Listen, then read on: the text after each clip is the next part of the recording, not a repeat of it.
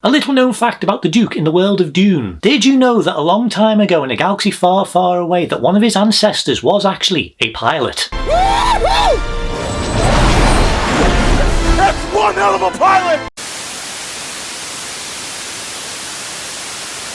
Hello everyone and welcome to another Rewind review. In this video we're going to be taking a look at the latest big screen adaptation of Frank Herbert's 1965 epic sci-fi novel Dune. Released in 2021 and based on the first half of Frank Herbert's 1965 novel, Dune Part 1 sees a noble family becoming embroiled in a war for control over the galaxy's most valuable asset while its heir becomes troubled by visions of a dark future. Adapted for screen by Jon Spaihts, Eric Roth and Denis Villeneuve, who also directs, Dune Part 1 stars Timothée Chalamet, Rebecca Ferguson, Oscar Isaac, Jason Momoa, Stellan Skarsgård, Josh Brolin, Javier Bardem, Sharon Duncan Brewster, Chang Chen, Dave Bautista, David Dastmalchian, Zendaya, Charlotte Rampling, Stephen McKinley Henderson, Babs Oluson-Moken, and Benjamin Clementine. Dune is considered one of the most influential sci-fi stories of the past 50 years and has had influences over all sorts of things like TV shows like Star Trek, movies like The Chronicles of Riddick and Star Wars. There's even whole musical compositions and albums all dedicated to this story. And I don't think a lot of people actually realise just how influential this story actually is. It's also one of those novels that's considered to be unfilmable, and there's been multiple attempts at bringing this story to life in a multitude of different ways, including miniseries as well as full-on big budget movies. A lot of these adaptations didn't really take off, including one from the early 70s from H.R. Giger, but there has officially been two different adaptations of this story. There was one from 1984, that is the big budget movie from David Lynch starring Sting. I'm going to be completely honest, I have seen it once, but it was years ago and I barely remembered anything about it. I vaguely remember Sting being in it, I remember it being quite an ambitious movie, I remember some of the visuals being absolutely incredible, I remember the Baron, I remember what the deal was with the spice, I remember the worms, I remember the people with blue eyes, but I also remember that I didn't really enjoy it. But I also remember a lot of the ideas and concepts that were featured in that movie being quite interesting. So I was kind of curious to see if somebody actually could take those ideas and concepts and use them a little bit more effectively. I know there was a mini-series released in the early 2000s starring Alec Newman and William Hurt, and I don't really know how that series was received overall. I do vaguely remember seeing the DVD cover for it years ago and I remember it looking kind of cool, but I just never got around to watching it. I probably should mention that I haven't actually read the book. It is one of those books that is on my reading to-do list, but I'm going to be completely honest, there are so many books on that to-do list that I don't know when it is that I'm going to actually get around to doing it, but it is on the list. But even so, when they first announced that this brand new movie was in development with all the people that were actually involved in it, all the big names, all the stars,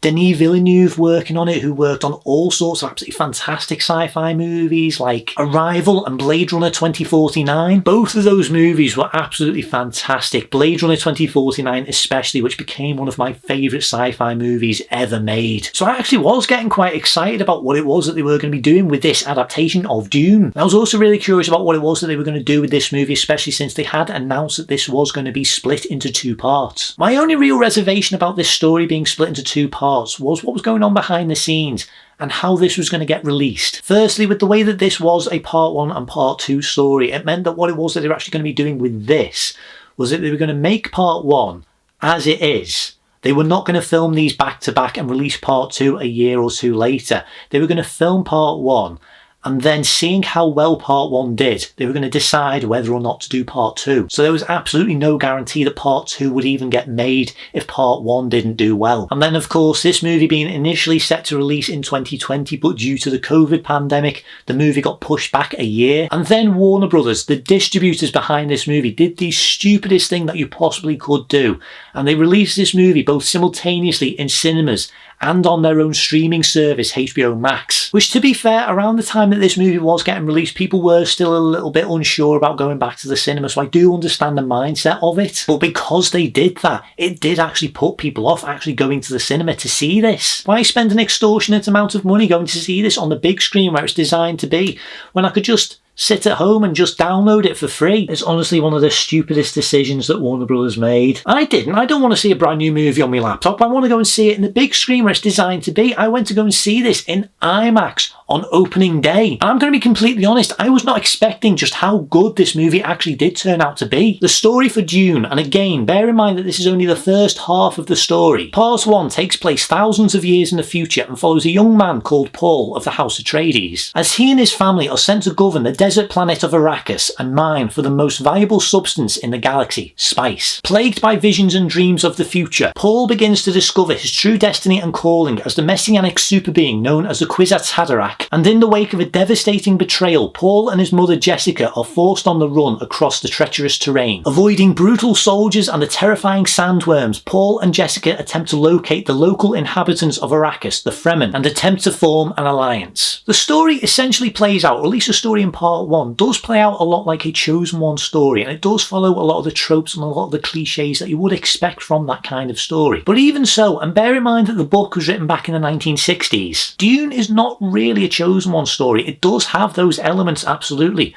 but it does go in a direction that I feel like most people will not be expecting. There's echoes of that messaging that is sprinkled throughout this movie, especially during one sequence where Paul gets a vision of a potential future, but the messaging isn't really going to be driven home until part 2. But as for the story in this one, I do think that what it is that they do overall is really good. It's slow paced in a way that allows tension to build. This is a movie that does build up a lot of suspense and a lot of dread about what is going to happen. I do feel like there are moments where it can feel a little bit long, and I know that that will be a little bit off-putting for some people. It is one of those films that does like to let scenes play out, but I don't really feel like that's a negative for me. I do feel like this movie is much more of an experience than anything else, and those longer drawn out scenes allow you to kind of just soak everything in. But as I said, this is a big screen movie. It is designed to be seen on the big screen, and I feel like a lot of the visuals, a lot of the imagery that is shown in this movie in those long drawn out sequences in IMAX especially was absolutely fantastic. The biggest negative that I really have about this movie is more how this movie wraps up, because as I said, this is only part 1. This is only the first half of the story, and it quite literally is the first half of the story, because it does take its time to get going. It does take its time to build things up, to really slowly build up and ramp up that tension. The movie starts kicking into another gear and you expect the movie to start building up into something else, and then it just ends. And that's not really the most satisfying way to end this movie. And when you compare this to something along the lines of like the Lord of the Rings trilogy, for instance, even though all 3 of those movies are telling one continuous story, each singular installment does feel satisfying in its own way. They all build up to some sort of finale. It does feel like each of them do have a satisfying conclusion to their individual installment. It's not just 3 hours of build up and then ends, and then you have to see what the next one is to actually see what the finale is. And that unfortunately is the case here. Even though I really love this movie,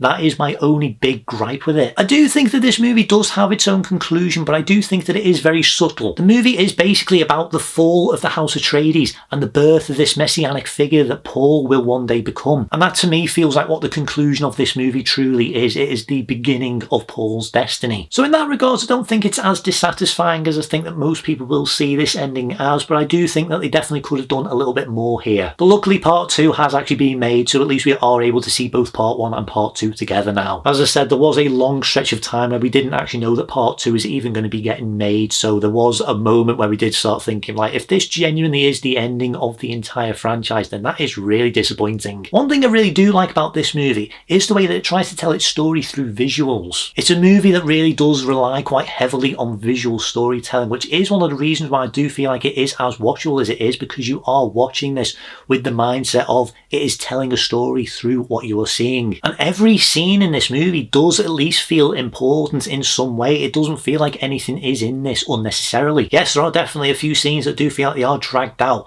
but a lot of the sequences in this movie are there to kind of serve a purpose. Whether that's world building, the characters, their relationships to one another. There's one scene that I absolutely love, and that's just Paul on Caladan, his home planet. It's just a sequence of him just kind of walking around and just kind of interacting with things that he's probably never going to interact with again. He takes a stroll across a beach at one point. He finds like a little pool full of water. He just dips his hand in. He just sort of moves it around. He's probably never going to ever touch water like this again, especially on Arrakis. There's a shot of him just kind of staring out at the sunset setting over the ocean. Again, there are no oceans on Arrakis. It is just purely sand and deserts. So I really like those moments because it does help inform the character and it really does help tell the story. It's subtle. It might seem pointless, but it does help inform what's going on. Plus, it's all backed up with that incredible score, so I wouldn't complain anyway. But speaking of the characters in this movie, more specifically the cast, cast. The cast in this movie, who they have chosen to play each of these roles, are absolutely incredible. Every single person who is in this movie does exactly what they need to do,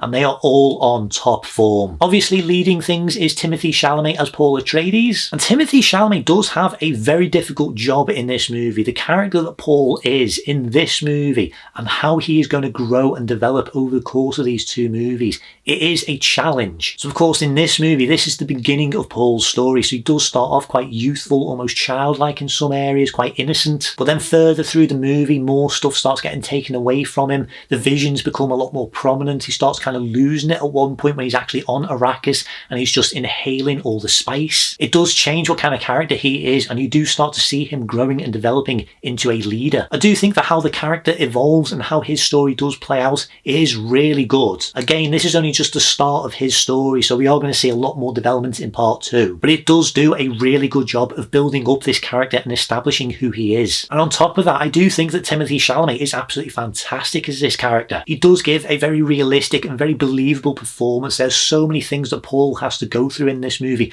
and I do think that Timothée really does sell it very well. And I do feel like that goes for pretty much everyone that is in this movie. Everyone is giving a very grounded, very realistic performance. Especially Oscar Isaac, who plays the Duke and Paul's father. He does have the authority, he does have the presence to play a ruler, but he also has a lot more of a softer, more nurturing side that I really do love seeing, especially in a lot of his sequences with Paul. Those are some of my favourite interactions in this movie. I really like Jason Momoa in this movie. I really like Josh Brolin as well. I don't really feel like they are playing too far out of characters that they have played in the past, so I do feel like these are roles that I do feel like they do fit into very well. Especially Josh Brolin as Gurney. I do feel like he is a brilliant choice for this role. I love what he brings to it. Especially looking into this a little bit more and actually finding out a little bit more about his character's backstory and actually kind of finding out the history and all sorts. I did like his performance a lot more because I was seeing a lot of that history there. It's worth looking up. I really love what they do with the Bene Gesserit, the way that they feel quite ethereal and quite mysterious. But the standout for me by far is Rebecca Ferguson playing Lady Jessica. She is absolutely fantastic in this movie. And it's not just the performance, it's the way that they handle the character as well. She is by far one of the most complex characters in this movie and by far one of the most interesting as well. Lady Jessica is a very conflicted character. She is torn between the love that she has for her family and the allegiance that she has to the Bene Gesserit of which she is a part of. And the way that that story plays out over the course of this movie and seeing how conflicted that she is does make her one of the most human characters in this. I love those sequences where she's just kind of like walking down a corridor and you just sort of see her being vulnerable for a moment. It makes her one of the most interesting characters in this entire story, and I'm really interested to see where it is that they go with her from here. But I'm also very interested to see where it is that they take a lot of these other characters as well. There's a lot of big names that are featured in this movie. There's people like Dave Bautista, there's people like David Dalsmalchian, there's people like Zendaya and Javier Bardem, there's people like Sharon Duncan Brewster, there's people like Chang Chen. All of these characters that these actors are playing are very important parts to this story, but some of them do feel very underutilized, and part of the reason for that is because they don't really have that much of a role to play within part 1. Zendaya, Dave Bautista, Javier Bardem, Josh Brolin, they are all going to be much more important characters in part 2. But I do feel like all the performances that people are giving in this movie, no matter how big or small their roles are incredibly well done. I do think that everyone is on top form, and I cannot picture this movie without this cast. And that also goes for Stellan Skarsgård as the Baron, because I was expecting a lot from him in this movie. And he does have a really great presence to him. He is really intimidating when he shows up. But again, he doesn't have too much to do in this movie. He does have a huge impact on the story, absolutely. But there's very little screen time for him. But he does absolutely make an impact. When he does show up, you do remember him. This is a movie that does leave you wanting more, but that is a good thing. It does do a lot of groundwork. It does do a lot to build the story up so that when you get into part 2, you know who these characters are, you know their relationships to one another, you know where their mindsets are, their characters, their personalities. Everything is going to feed into part 2, and I like what it is that part 1 does to establish that all. So yes, some people are underutilized in this movie, but I am looking forward to seeing what it is that they do with them in part 2. But speaking of the Baron, I do need to talk about the makeup and the prosthetics that are used throughout this. It's much more prominent when it comes to the Baron or the Harkonnens in general. All of them do have a very specific look that they all need to kind of emanate, and how the makeup and hair and everything is styled for every character. It does feel very real, and it does feel very realistic for their character too, especially when it comes to the Baron, because he is such a huge person that he needs like this this hover thing to sort of help him get around. I don't actually know what it's called. So the fact that he has to move around in this thing and the way that they actually do go about it using the technology that would be available to them is quite clever. And I do feel like there is an actual weight to him as well. I do feel like because they did prioritise makeup and prosthetics over using just effects work, it does help make things feel a little bit more grounded and a lot more realistic. And that even includes that weird creepy spider-like creature that you see in the Harkonnens world. I've no idea what that thing's supposed to be, but just... But it does still look very good and it does fit within its surroundings. And seeing as though this is a movie that does take place over 8,000 years in the future, I do feel like the technology that they use in this movie does still feel quite tangible for the most part. It does still feel quite heavily advanced. A lot of the weapons that they use do feel very high tech compared to the stuff that we have today, but the designs, the overall sort of look and aesthetic of things don't feel too far away from what we do actually have now. Again, I haven't read the book, so I don't know how closely a lot of the designs have been translated from the book into the movie, but I do think that they do look really good. Everything does feel very real. It does feel like it is something that actually could exist, and I feel like that's where the world building really does come into effect a lot more here, because the technology does need to work within this setting. It needs to have a reason for looking the way that it does. And I like that they do go over everything. They do sort of explain why things look the way they do, or they show what it is that they can do. It is one of those movies that features a load of spaceships that are so big that it actually makes me question just how it is that they're actually made. I know how big shipping warehouses are, so how big do spaceship warehouses need to be? Anyway, I think my favourite bit of technology is the ornithopters. And they're basically like helicopters that help people travel over the sand, but they're all designed to look like dragonflies. It's a really cool design, and a lot of the visuals that they do make with these things in frame are really good. But then when it comes to like the force fields that everyone uses, especially like part of like the army and the armed guards and everything like that and all the royalty, I do feel like that's quite realistic as well. I do like how that is actually shown, and they do sort of show how it works. Because like there's a training montage quite early on where you see both Gurney and Paul actually fighting each other, and they're both using these shields, and I like how it is that they do show that, with the way that if anything is coming in too fast and too sharp, it can't penetrate that shield, but if it's slow, it can pass through. I'll admit that is one of the things that I do kind of remember from the original movie, which I don't remember looking very good. I really do like how everything has been translated in this. I do feel like everything does feel very realistic, very tangible. I do think that it looks really good on screen. And that also goes for a lot of the costumes as well. I do love the designs that they've gone for them. They do feel very futuristic, but they still feel quite fashionable in a way. I'm not really somebody who's into fashion myself, but I will admit some of the suits that Paul has, I actually wouldn't mind. Again, everything does feel very thought out. It is very believable, very realistic. It needs to work and suit the environment that they are in. And I do feel like the way that they go about establishing all that is really good, and it does work very well. I will admit, when I saw Timothée Chalamet in the still suit for the first time, the first thing that did go through my head was he looks a lot like Edward Scissorhands. That probably explains the idea behind the Super Bowl commercial. But I do genuinely love how everything is realised in this movie. I love how everything is explained, how it's shown, how it's presented. It is supposed to be futuristic, but it still does feel very realistic, and it does feel very believable. But of course, this movie being a big budget sci-fi blockbuster,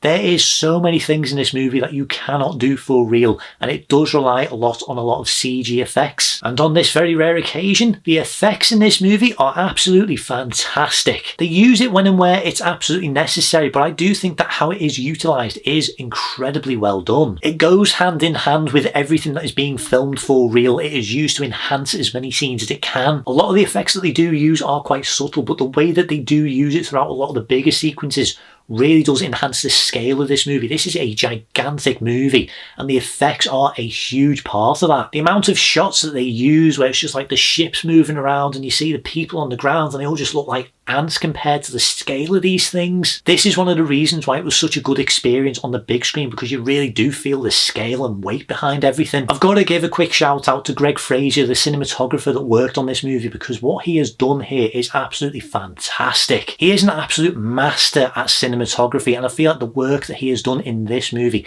is some of his best to date. He has managed to craft some of the most beautiful looking movies that I have ever seen in my entire life, and I love that he worked on this movie. I feel like Dune absolutely needed the work of a cinematographer like Greg Fraser to really bring this world to life in a way that really does feel grand and epic. And I feel like if he wasn't working on this movie, I do not think that this movie would look anywhere near as good or as dazzling as it does. Both he and director Denis Villeneuve have done some incredible work here. You can feel the love and passion that they have for the source material. They are doing everything that they can to bring this world to life in a realistic way and give it the epic scale and scope that it needs. And that absolutely includes the sandworms. The sandworms are probably the most recognisable and most iconic part of this story. Jokes aside about how the sandworms look, and believe me, there was a load of them floating around, including the popcorn bucket that I've seen for part 2. Like, why is that a thing? Anyway, they are brought to life incredibly well. They are fierce, they are big, they are scary. I love the build up towards the sequences in which the sandworms are featured in. The way that you might see a dust storm in the distance and you know that one of the worms is approaching and you can hear it. Plus that incredible sequence where you've got the sandcrawler being engulfed by one of the sandworms, and both Paul and Gurney are trying to run away from this thing, but then the sand all starts like folding in around them and they start sinking down into it, so they've got to run as fast as they can. That is a really tense sequence. It's so well done and you really do feel just how powerful these things are. It is absolutely one of the biggest things that they needed to get right in this movie, and they absolutely did. And of course, one of the other things that they absolutely got right was the soundtrack. Hans Zimmer is one of the greatest musical composers of all time. He is one of my absolute favourites, and seeing that he was going to work on this movie was just so exciting. And then I found out that Hans Zimmer is actually a big fan of the book, and this is a project that he has always wanted to work on, to the point where he actually dropped out of working on Tenet from Christopher Nolan, all because he wanted to do this movie. And it was such a good decision because the soundtrack of this movie is absolutely fantastic. This is absolutely one of Hans Zimmer's best soundtracks to date.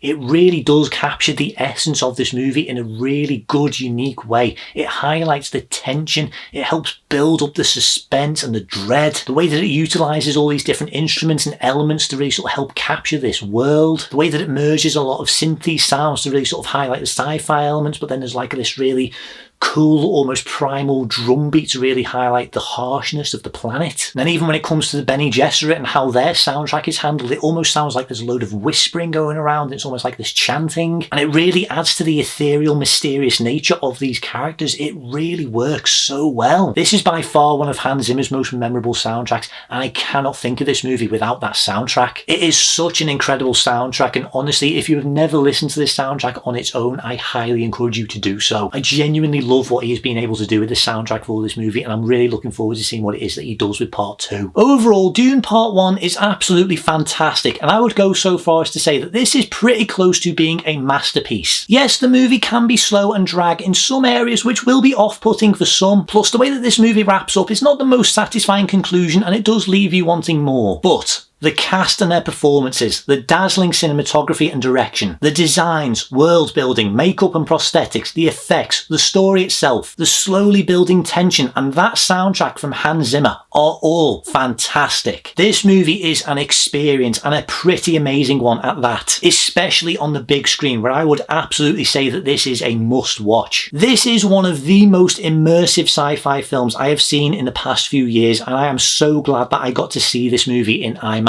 So with all that being said, my rating for Dune Part 1 is a 9 out of 10. If this movie does get any re-releases in the future alongside Part 2, I highly encourage you to check it out. It is so worth it. I recently got to rewatch this movie in cinemas in IMAX, and honestly, it is such a fantastic experience. I would gladly do it again. Well, that is pretty much everything I want to say for this video. So if you have watched this video, thank you very much for watching. If you enjoy this content, please like and subscribe, and be sure to hit the notification button to keep up to date on everything that's going on here. If you have seen Dune Part 1, if you have seen the 1984 movie or the mini-series, let me know down below what you think about it and which version is your favourite. Plus, if you have any suggestions for any future Rewind reviews you would like to see me do, let me know down below. I am going to be doing a video for Dune Part 2, so keep an eye out for that. That'll be out very soon. And I'm also thinking of revisiting the 1984 movie soon as well, so keep an eye out for it. But until then, thank you very much for watching, and I'll see you next time on Rewind Reviews. See you guys.